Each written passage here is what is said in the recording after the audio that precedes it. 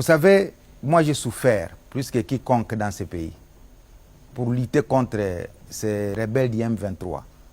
Et il y avait un président à la tête de ce pays qui s'appelait Joseph Kabila, avec qui nous avons travaillé dans ces dossiers. À tout moment, j'étais envoyé ici, j'étais sur la ligne de front, j'ai mobilisé la population là-bas.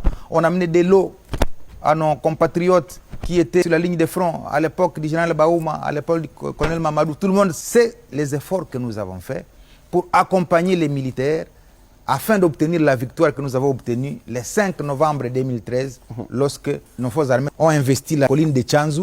Et moi, je suis arrivé à moins de 24 heures après la libération de cette colline, quand ça sentait encore la mort, quand il y avait encore la fumée. Et j'ai retrouvé les chapeaux large bord, comme on l'appelle, de M. Makenga. Et le président Kabila, à l'époque, avait radié même Makenga et toute la bande de ces criminels, des forces armées, parce qu'ils étaient des criminels. Alors, mon embarras, c'est celui-là.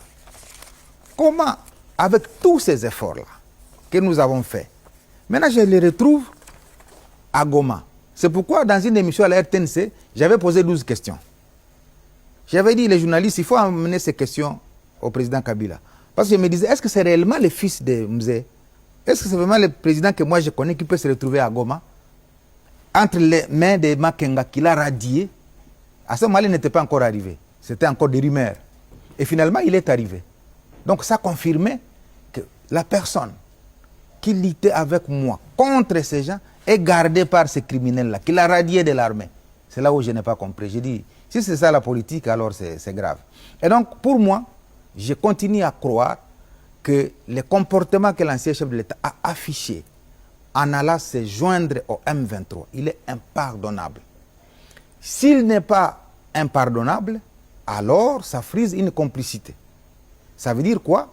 Ça veut dire, nous qui étions en train de nous battre aux côtés des FARDC contre les rebelles, nous étions alors du paix. C'est-à-dire, il y avait un camp de patriotes qui avaient foi à la République démocratique du Congo. Il y avait un autre camp qui nous observait comment nous nous comportions alors qu'ils n'étaient pas avec nous. C'est peut-être ça la conclusion que je pourrais tirer de ces comportements. Parce qu'il est inacceptable, il est impardonnable qu'après avoir dirigé la République pendant 18 ans, on part être sous la coupe du président Kagame, sous la coupe des rebelles du M23, c'est eux qui vous gardent. Je ne sais pas dans un pays au monde quel est ce chef d'État qui a quitté la présidence pour la rébellion. Et donc, je garderai ma lucidité dans l'analyse de cette question pour dire que le fait pour l'ancien président de s'être retrouvé là-bas, pour moi, c'est une trahison de la République. Et on ne fait pas l'éloge de la trahison. Les frustrations personnelles ne doivent pas être transformées en cause nationale. Lorsque quelqu'un a une... Je suis en train de tirer des leçons des comportements que j'observe aujourd'hui.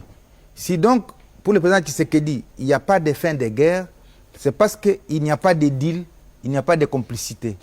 C'est-à-dire, à l'époque, lorsque je considère que les comportements d'aujourd'hui sont significatifs, ça me saute aux yeux que tout ce que nous faisions à l'époque au Nord Kivu, nous étions seuls contre tous.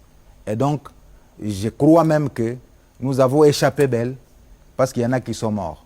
Et je l'ai dit en connaissance des causes. Et c'est ça qui fonde ma détermination à me ranger derrière la République pour défendre la cause nationale. Et je ne transigerai jamais sur mes moyens pour que je démontre à l'opinion que nous avons été floués pendant autant d'années parce que ce qui s'est produit à Goma, c'est une haute trahison et c'est impardonnable pour cette République.